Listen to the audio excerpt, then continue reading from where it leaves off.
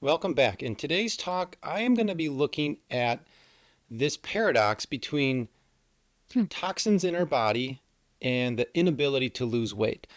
So I see this problem quite often here in the pharmacy. We didn't dispense a lot of those GLP-1s, the semaglutides of the world. We did a few, but my hesitation is it's just a band-aid approach. There's a study out there that looks at GLP-1s, and once patients stop those, they gain the weight that they lost, and then they put even more weight on. So in my opinion, those GLP-1s, and I'm sure there's a lot of people out there that agree with this, it's just a quick fix unless they're going to really adopt healthy eating habits and exercise habits after they have lost the weight with some of those GLP-1s. But let's talk specifically today about toxins and how they really are inhibiting our metabolism and inhibiting our fat cells to push those triglycerides, those fat storing molecules out of the cell and into the blood to actually get burnt up. So I'm just going to read this here. It looks like our bodies essentially store toxins in fat cells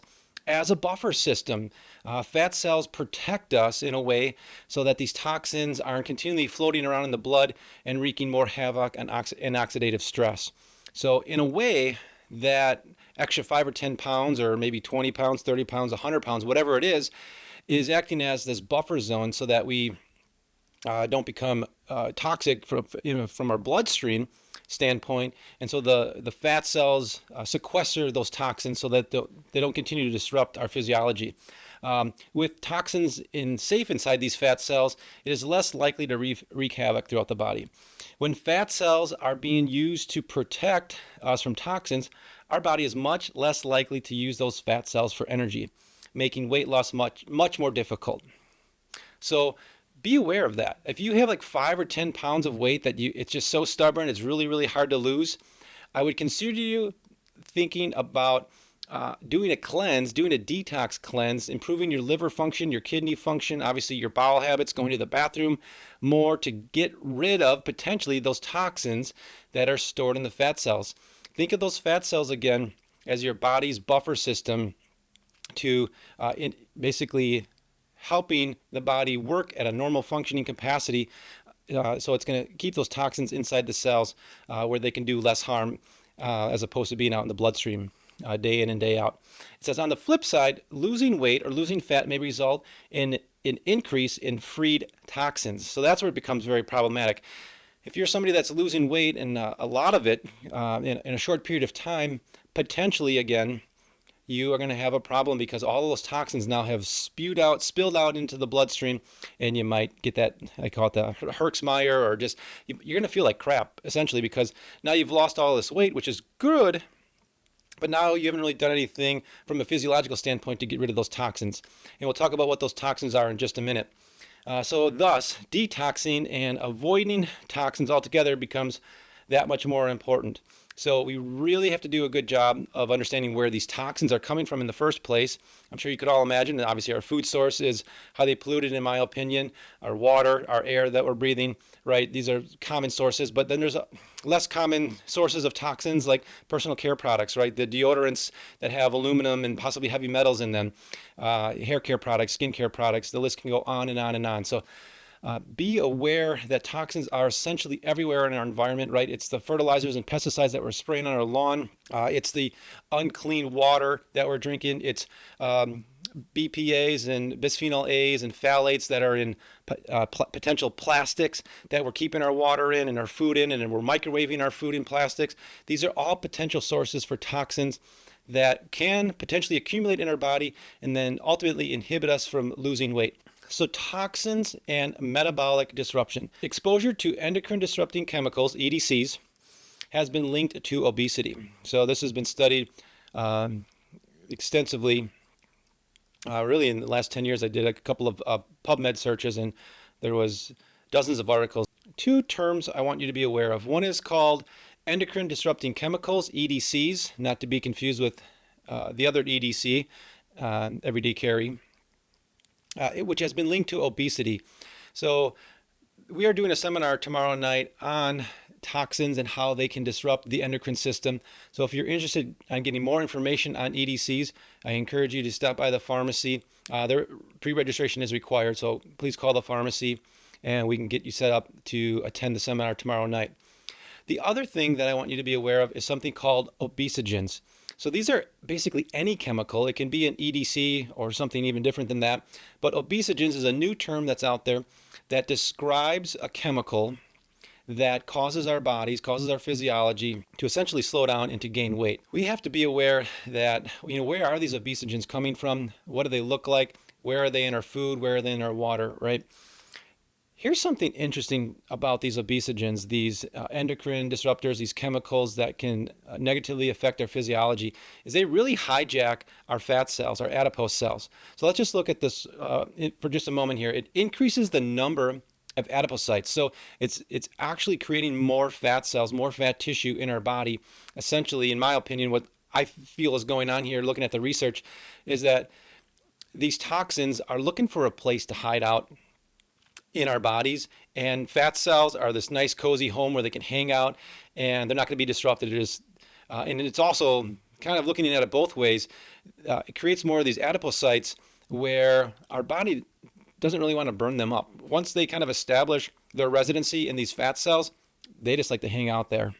The problem is we want to lose weight, and when we do that, we don't have the right liver function, kidney function, and so forth to handle those toxins appropriately. So that's where, again, a detox kit, a detox process, in my opinion, is important because it helps to improve our detox pathways, our liver function, our kidney function, so that when we want to lose weight, we can actually do so because we can get the toxins out. So we can burn the fat, we can burn the triglycerides up as energy, right?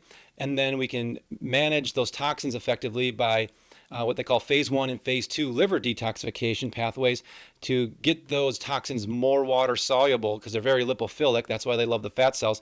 Get them more lipophilic through phase 1 and phase 2 detoxification, and then pee them out, excrete them out, right? Go to the bathroom, get rid of those damn things.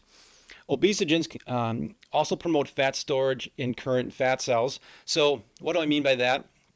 Is with fat storage, it's really taking more of those triglycerides and those fats and even those carbohydrates are converted into fats, and they're pushing them into these fat cells. So these obesogens really kind of have a double whammy effect because they can slow down our resting metabolic rate, but they can also take more of the food that we're eating, either the fat itself or carbohydrates, and convert it into fat and store it into those fat cells that we already have. And then lastly, obesogens can promote dysregulated fat cells. So the point with this is that these chemicals, these toxins can really change the function of fat cells. Think of, really adipocytes, fat cells are part of the endocrine system, and they can excrete estrogens and other hormones, and we have to be aware of that fat cells aren't just storage cells for energy, which they are, but they're way more than that. It's a lot more complicated. And so when you get these chemicals that are disrupting the physiology, the functioning of these cells, that can become very problematic, especially again when we're trying to lose weight. So be aware of that. So you're probably wondering, what are some examples of these chemicals, these obesogens that are wreaking havoc on my metabolic rate, my ability to burn fat? Well, here they are. Phthalates, bisphenols, parabens, flame retardants, which are very common in bedding. There was an article that I looked at a couple of weeks ago from a different news source that was talking about all of the flame retardants that are in children's clothing, their bedding, the stuffed animals that they potentially sleep with, that can all potentially be causing problems. There's a multitude of different flame retardants and so forth that can become problematic for the endocrine system of even young children. So we have to be aware of that. Pesticides, herbicides, those can be problematic.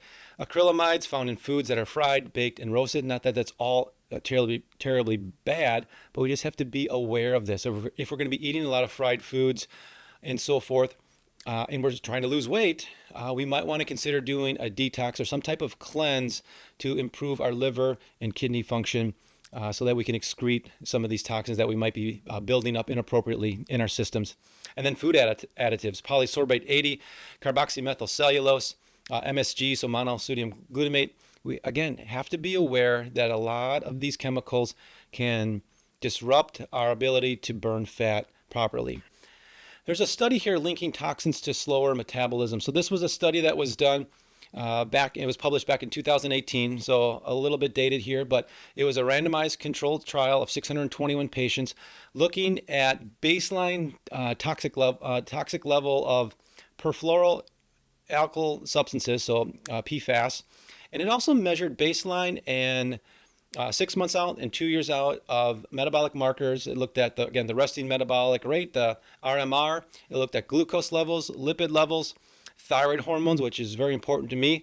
We do a lot of thyroid hormone testing here, and I see a lot of patients, or even they come in with their own test results, and on paper their thyroid looks normal. The normal range for TSH is typically between depends on the lab, 0.5 to 4.5 or 3.5. I see a lot of patients where their TSH is above 2 and they're struggling to lose weight. I would encourage those patients that they have a high TSH. In my book and that of many others, a TSH above 2 is considered too high, potentially. Could be a sign of hypothyroidism, even though from a traditional standpoint that TSH of 2.5 or 3 is considered normal. I would consider further testing of looking at free T3, free T4, total T3, total T4, even antibody levels, to really dig deep to find out exactly what's going on with their thyroid function. Because if they have a slow metabolism, again, this is an oversimplification, but the thyroid gland, think of it as the thermostat of the body. And if that is running slow and your body is cold all the time, which is one of the symptoms of hypothyroidism, you might need to get rid of some of these toxins that are slowing down your thyroid function. So hopefully that's clear. And then it also looked at leptin levels. Bottom line results is higher baseline levels of toxins, these PFASs, were associated with greater weight regain at the end of the 2-year study, especially in women. So again, I think women, unfortunately, are more predisposed to weight gain and less weight loss, and they're predisposed to more regaining of weight because there's a multitude of different hormones going on, especially with estrogen and progesterone in the woman's body, that I believe just complicates the issue more so than in men. And they really have a hard time physiologically to getting their metabolism back up and running the way it should, because there's more opportunities for disruption in their endocrine system to get their thyroid working back the way that it should, so that they're burning calories efficiently. So, and again, that's a possible explanation of why it showed that there was a slower regression of their resting metabolic rate. So hopefully you found value in today's content. If you haven't already done so, I would encourage you to subscribe to our channel. We are trying to get to that 100,000 subscriber mark by the end of next year. We're just about halfway there. So again, I hope you found value in today's content and share that with a loved one. We'll see you next time.